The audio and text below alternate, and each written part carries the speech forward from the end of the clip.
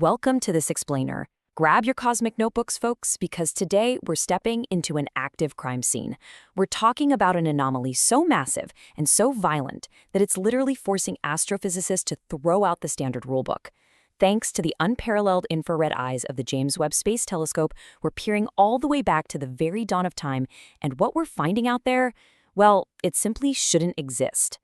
Imagine a massive, impossible, 5-car cosmic pileup that happened just 800 million years after the Big Bang. Now, to put that into perspective, our universe is 13.8 billion years old. Finding a structure this complex, this early on in the timeline, is kind of like opening a time capsule from the Stone Age and finding a fully functioning smartphone inside. According to everything we thought we knew about cosmology, this kind of galactic traffic jam should be physically impossible at this early stage of the universe. So let's dive right into part 1, the impossible cosmic crash, a 5-car pileup 800 million years after the Big Bang. Our first major piece of evidence comes from JWST's Advanced Deep Extragalactic Survey, or JADES for short. The telescope didn't just spot a couple of early stars bumping into each other. It uncovered a highly complex structural architecture in a primordial era where our models predicted we'd only find small, isolated stellar systems. Enter what astronomers are now calling JWST's Quintet. Found at a redshift of 6.71, this is an absolutely unprecedented discovery. We're looking at an ongoing, incredibly compact merger event of at least 5 distinct emission line galaxies, which researchers have labeled ELG1 through ELG5. And while these individual galaxies are technically separated by tens of thousands of light years, in the grand sweeping scale of the cosmos, they occupy an exceptionally compact volume of space. They are essentially crammed into a tiny cosmic phone booth, interacting in ways we never thought possible for this epoch. To really grasp the stakes here, listen to this quote from Dr. Wida Hu, the lead author of the study that actually identified the quintet. He points out that early galaxy mergers were supposed to be relatively simple, localized affairs, usually involving only 2 or maybe 3 small galaxies.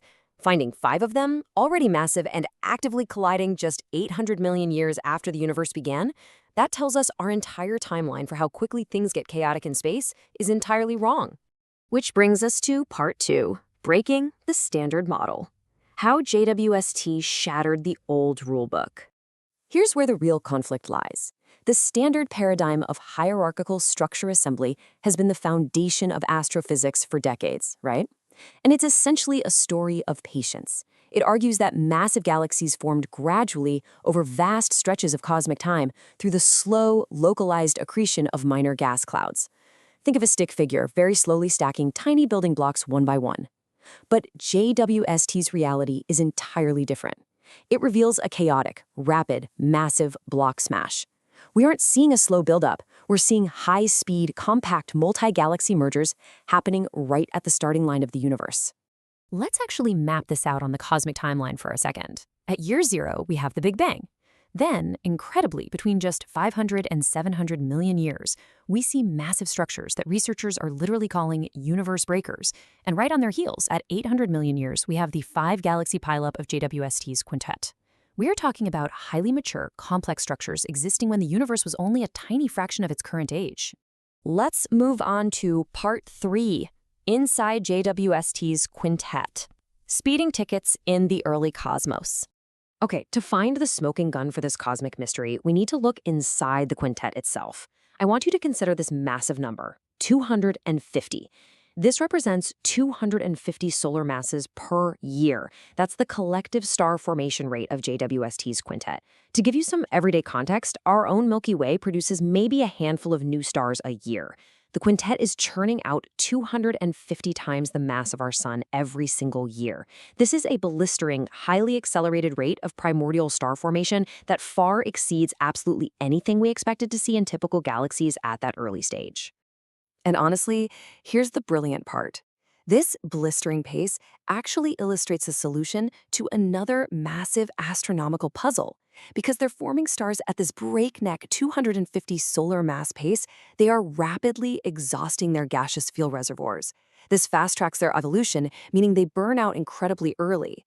This perfectly explains why telescopes so often spot massive quiescent or dead galaxies just a few billion years later in cosmic history.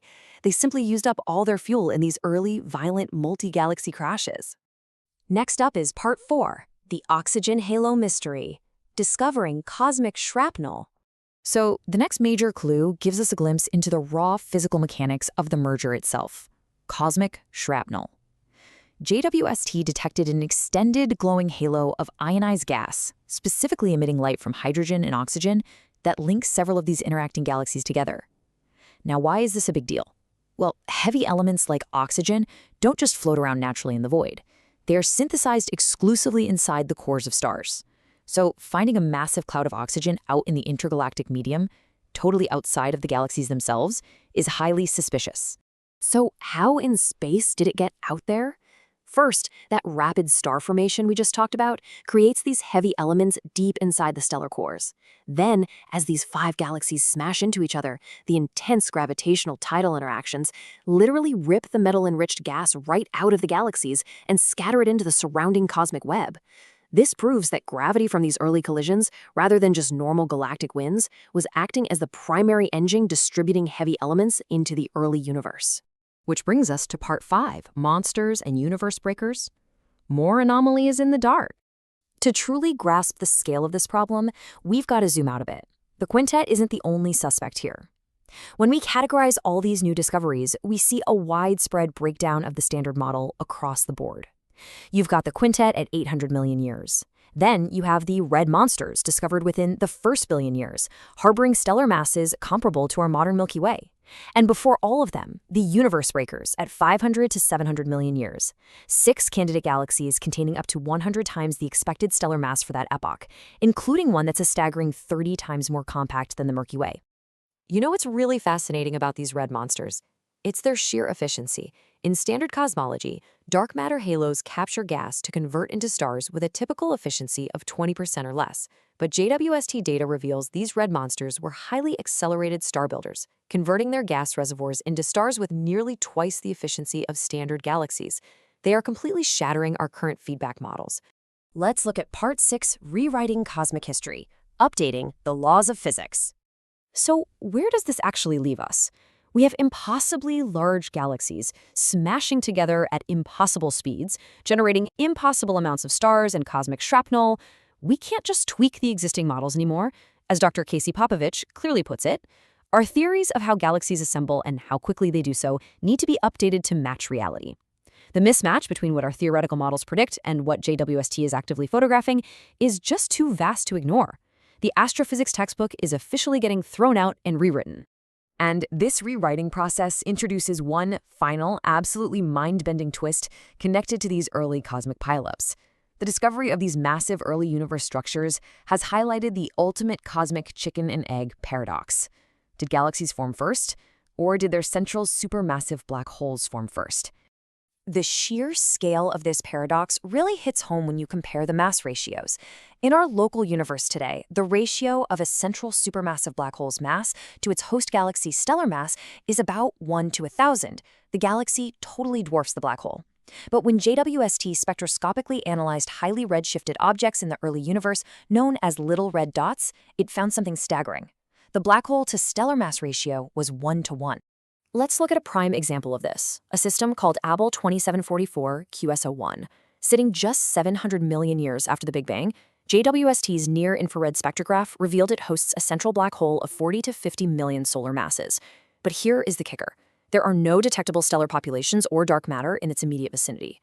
It's an overmassive black hole completely dominating whatever infant galaxy might be trying to form around it. This strongly suggests that these supermassive black holes formed before and entirely independently of their host stars, likely through the wholesale direct collapse of pristine gas clouds rather than from the slow deaths of early stars. Which leaves us with this final, profound question to mull over. If these supermassive black holes were already in place, massive, hungry, and exerting immense gravitational influence before their surrounding galaxies even had a chance to fully form, were they the true architects of these impossible multi-galaxy crashes? Were these primordial black holes, the invisible hands, aggressively pulling structures like the Quintet into those rapid, violent 5-car pileups at the dawn of time? It's a reality that changes our entire origin story. Thank you for joining me on this explainer, and keep looking up, because the universe is proving to be far more structured and interconnected than we ever imagined.